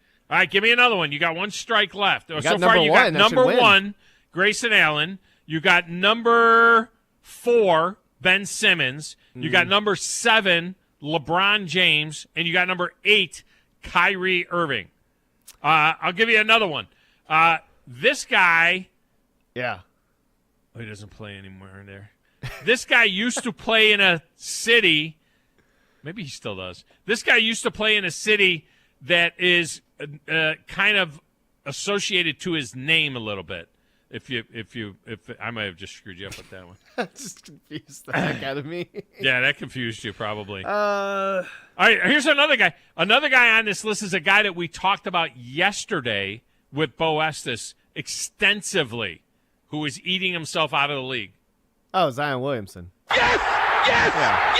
He is Yeah, number 6 most hated player. I'm surprised at that. It's so much hype, man. And then he's just, it's like does he care? I mean, what's going on with him? I mean, it's like you talk about Desmond Bain, should be playing, for the Titans. It's like he should be playing for the Saints. All right, there's another guy on the list. Number lineman. 3, I think number 3 on the list used to play with LeBron in Cleveland. Tristan Thompson. Tristan Thompson. Nice. Why is he hated? He's the number 3 Kardashian. most hated player. Yeah. He was dating a Kardashian. That's probably why. Oh yeah, that's why. Right, That's why right. he's hated. Everyone. Okay, so everyone hated Humphreys too. And it's like he's not good. Why do you hate Chris Humphreys? He's Kardashian. So you're missing number 2, and you're missing number 5, and you're missing number 9. And I don't think you're going to get any of them. So just give me another name. Jimmy Butler. Everybody loves Jimmy Butler. I know man. everybody loves him. Number 2 on the list Apparently is Rachel Nichols loved him. Patrick Beverly. Allegedly. What? Oh, Patrick- Oh, yeah. Number Dang 2. it. I should have. Patrick Beverly. Yeah, he's annoying, but I love how he plays. Yeah, but he is the He's annoying. He's like he's a fly. He's just like, dude, go away. But he likes to get in your grill. Pathetic performance. Yeah, Patrick Beverly. Number 3, of course, Grayson Thompson was 1. Number 3 was Grayson Tristan Allen. Thompson. Number 4 is Ben Simmons. Number 5 was Dennis Schroeder. Wow, there's that much hate for that kid. I mean, What did you say? Dennis Schroeder. Who the hell is that? I don't even know. What did you say? I don't even know the guy. He used to play for the Hawks. He was trying to get like mad money when he was kind of like the backup point guard, and it wasn't ever going to happen. And number 6 was Zion Williamson. Number 7 was LeBron James. Number 8 is Kyrie Irving. And number 9 on the list, Jay Crowder. He's hated. He's number 9th most hated player in the league. He can be annoying sometimes because he'll do that thing where like he tries to defend somebody, but he'll also do that thing where it's just like he'll try to start something and then walk away from it. Like, and that's one thing I don't like about him. But he's one of the guys that'll like defend. He'll defend a teammate, but he's one of those guys that'll start something and then expect his teammates to defend him. Like that's what I don't like about him. Yeah, because I've seen that quite a few times where he just like he gets in it with somebody. Who's and he then playing for now? Is he playing for Cleveland or who's he playing for now? Phoenix. Oh, Phoenix. Yeah. Okay. See, he was the guy I said his name is kind of like. Remember, he used to play in Boston. You know, Boston clam chowder. Gee, I don't know. I was trying to give you a hint. I wouldn't have known. I'm sorry. The only thing I remember clam chowder was I used to have a wrestling coach from Australia, Robbie, that would be like clam chowder. Kevin Durant is actually the 5th most liked player in the NBA. You had said Durant. That's surprising to me. Liked. Yeah. Kevin Durant is the 5th most liked player in the NBA. That surprises me because I don't like him. I don't like guys that chase rings, you know what I mean? And he's just running around trying to get ring. He was number 4 most liked player in the league, or actually number 3 most liked. So Durant's actually 4th. Number 3 most liked player in the league is Damian Lillard. Yeah, I like that. I think because I mean what he's done. I mean he plays for a terrible franchise. He's never gonna win. He's never gonna win there. Number 2. This is surprising to me because I would think he would be number 1. And the number 2 most liked player in the NBA is Giannis Antetokounmpo. Giannis? Yeah. Antetokounmpo. I like Giannis. Giannis? I got his first name wrong? Really? I got his last name right, but I got his Giannis first name Antetokounmpo. Giannis Antetokounmpo, Say that the Greek 5 times freak. fast. To me, I was surprised that he wasn't at the top. And I'm also surprised that Luka Doncic isn't on this list in the top 4. Who do you think is the most liked, not most popular, I would say, but the most liked player in the entire NBA? Jason Tatum? No. No? He's got a brother that plays in the NBA, too. I thought he was pretty liked. He's got a brother that played. That was Jason. What an utterly disgusting, absolutely This is because it's brutal Boston? call. That was a bad call by you. That was a bad call. This guy has a brother in the NBA, too. Not the Morris twins. This guy's father played in the NBA, too, and he's the most popular player in the NBA. Who am I thinking about? Everyone Steph out there. Curry? Everyone out there that's listening right now. Steph Curry? Of course it's Steph Curry. How's he the most loved? I would think 84% of the 'cause he doesn't 84% of the social media comments about Steph Curry are positive. Okay. Are positive comments about Well, that's how they determine you're it. talking about social media. I was No, thinking no, about if that's we're how they talking about as a determine- player, he No. gets kind of shafted a little bit as being one of the best players in the NBA right No, now. I'm talking about most popular with the fans. The way they're determining this is they looked at 10,000 comments on social media. Yeah, he doesn't get and too they looked many at mean are people tweets. saying this guy's a jerk, or Yeah. are they saying they love him? Steph Curry, 84% of the comments about Steph Curry makes sense. are positive. That makes sense because I mean, social media loves him. They love his kids. They love everything about him. It's kind of like Russell Wilson. It's just like you want to always find out what's going on with it's always something on social media about his family or something he's doing or something his family's doing. I mean, it's good. It's good. That's good though. Steph Curry deserves it. I went back to Facebook to see if anybody was watching because I said anybody watching here on Facebook. Nobody responded. All right, so maybe they didn't know. Maybe we just need to tell them that we're going to put them there again. All right, one last thing before we get to the final segment and wrap this sucker up. This talk about Trayvon Walker going number 1 overall tomorrow night. It's just stunning. Yeah. I mean, this comes out of nowhere. That's way out of left field. I mean, I saw literally the week before all this kind of came out, there was like a couple of mock drafts for the Atlanta Falcons, and it was like he could fall to the Atlanta Falcons, or he could. I thought he would go up to the Atlanta Falcons. That's what I'm saying. Like he had 19 It was weird. tackles last year. Yeah. 19 tackles. He assisted on 18 more. He had 19 tackles and 6 sacks. We're talking about an edge guy. We're talking about an edge guy. Had 19 tackles and 6 sacks. Well, the thing is about people are talking about Kayvon Thibodeau. Being it could be like you don't know what you're going to get out of him. Yes. I mean, I remember when the Falcons drafted a Vic Beasley who only came into the league with, I think, and in 3 years he only had like total. We're talking about total was probably like 70-something tackles. I mean, he didn't have a ton of tackles, and he didn't have a ton of sacks either by the time he was out of Clemson. So I just don't know where we find this value and this depth when we look at these big, stud-looking defensive ends that really haven't done much on the field. This is interesting. Walker had 19 solo tackles last year and 6 sacks. Will Anderson had 57. He had 3 times as many solo tackles. And he had 17 and a half sacks. So he had 3 times as many sacks. And this guy is going to be this Trayvon Walker is going to be the number 1 pick in the draft. Check this out. So the Atlanta Falcons drafted Vic Beasley in the first round, 8th overall in the 2015 draft, right? He had 67 solo tackles in his career. In his career. Will Anderson has 153 in 2 years. This kid, Aiden Hutchinson, who's great, right? Aiden out of Michigan, he has 1 less tackle than Will Anderson. in 4 years. The kid played 4 years. He's got